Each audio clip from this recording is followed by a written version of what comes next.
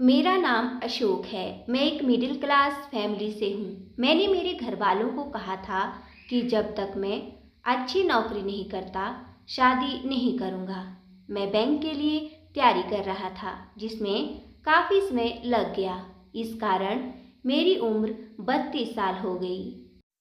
लेकिन मेरी नौकरी अच्छी लग गई थी।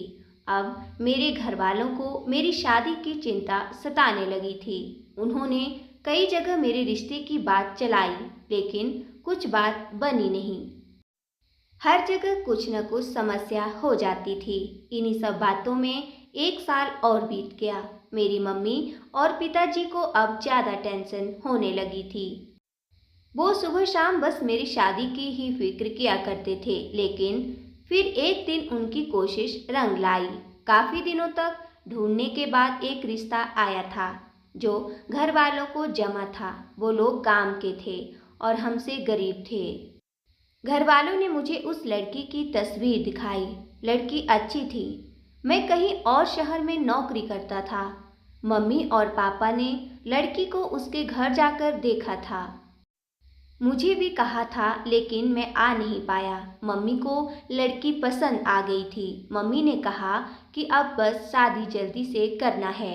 शादी का ऐसा योग बन रहा था कि या तो शादी 15 दिन हो या फिर 2 साल बाद, लेकिन अब शादी को टाला नहीं जा सकता था। इसीलिए शादी 15 दिन में होना ही तय हो गया था। इतने कम समय में अब मेरा लड़की देखना जाना हो नहीं सका। इसीलिए मैं अब शादी के लिए ही छुट्टियां लेकर आ गया। मैं शादी के 5 दिन पहले ही आ गया। शादी की तैयारियां चल रही थी। बहुत जल्द में सब तैयारियां पूरी करनी पड़ी और फिर शादी का समय आ गया। शादी वाले दिन हम लोग बारात लेकर लड़की वालों के यहाँ पहुँच गए। वहाँ सबके चेहरे देख मुझे कुछ अजीब सा लगा। मुझे एक छोटे कमरे में ठहराया गया। मैंने पापा से पूछा, पापा यहाँ सब ठीक है ना? पापा ने बोला, सब ठीक है। शादी गांव की थी। फेरों के इसमें भी लड़की ने अपना मुंह घूंघट में ढका हुआ था। शादी के बाद विदाई होकर हम सब लोग अपने घर आ गए। घर आने पर मेरी सुहागरात के पहले ही मेरी मम्मी पापा मुझे अकेले में ले जाकर कुछ ऐसा बताते हैं जो मैंने पहले नहीं सुना। वो बोले कि हमारे घर में एक रिवाज और प्रथा है कि शादी होने के 15 दिनों तक दूल्हा अपनी दुल्हन का मुंह नहीं देखता। मैंने बोला, ये क्या? आज से पहले तो आपने इसके बारे में मुझे पहले नहीं बताया। वो बोले कि पहले नहीं बता सकते थे क्योंकि पहले बताना अशुभ होता है, इसीलिए ये शादी के बाद ही बताया जाता है। मुझे समझ नहीं आ रहा था कि ये बात एकदम से कैसे आ गई, लेकिन फिर मम्मी पापा के ज़्यादा जोर देने के बाद मुझे मानना ही पड़ा। पिताजी ने मुझे काला कपड़ा भी दिया, कहा कि इसे बांधकर ही कमरे में जाना।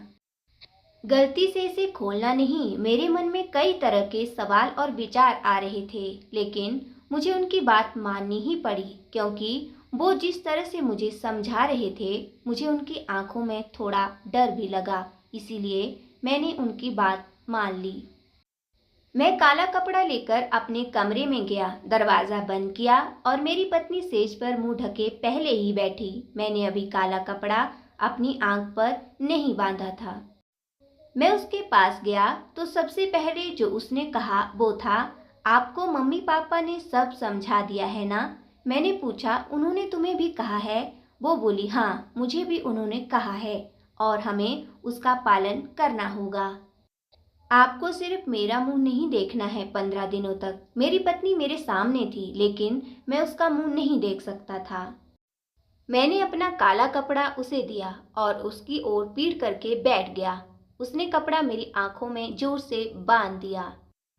कपड़ा बांधने के बाद मैंने उसके हाथों को अपने हाथ में लिया। बहुत ही कोमल थे। उसके बाद मैंने करीब आधी रात तक उससे बहुत बात की। मैं उसे नहीं देख पा रहा था, लेकिन उसकी तस्वीर मैंने देखी थी। इस तरह बंद आंखों के बीच हमारे नए जीवन की शुरुआत हो रही थी। दिन में भी इस बात का विशेष ध्यान रखना पड़ता था। वो पूरा समय घूंघट में ही रहती थी। शादी के पहले मुझे प्यार क्या होता है इसका पता नहीं था, लेकिन शादी के बाद मुझे अपनी पत्नी से प्यार हो गया था। मैं बड़ी बेसब्री से 15 दिन खत्म होने का इंतजार कर रहा था। दिन निकलते रहे और मेरा प्यार बढ़ता गया। आखिर 15 दिन हो गए। मैंने अपनी मम्मी और पापा से कहा कि आज 15 दिन पूरे हो गए हैं। कुछ पूजा या दूसरा उपाय तो नहीं करना? उन दोनों के चेहरे पर एक अजीब सी घबराहट थी। मुझे समझ नहीं आया कि क्यों। वो लोग कुछ नहीं बोले। मैंने उनसे फिर पूछा कि क्या कुछ बात है? आप इस तरह से क्यों लग रहे हैं? वो बोले कुछ नहीं। उस रात मैं कमरे में गया। अब मेरे हाथ में काला कपड़ा नहीं था। मेरी पत्नी आज भी घूंघट ओढ़ के बैठी थी। मैंने जाते ही उसे कहा कि आज ये घूंघट क्यों? मेरी पत्नी मुझे कहती है कि मैं आपसे कुछ सवाल पूछना चाहती हूँ। मैंने बोला पूछो।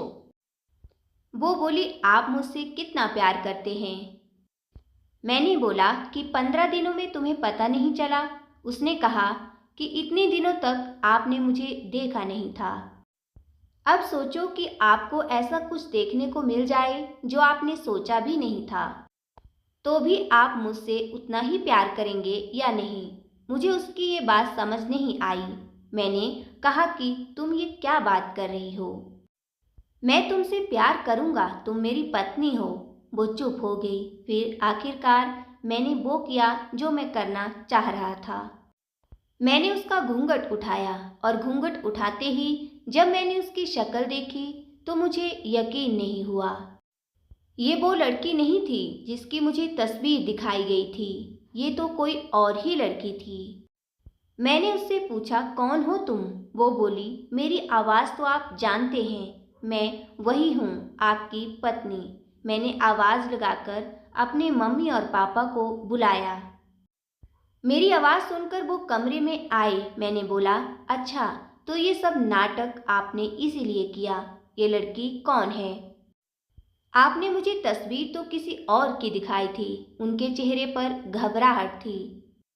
मेरी माँ बोली बेटा, हम इसी बात से डर रहे थे।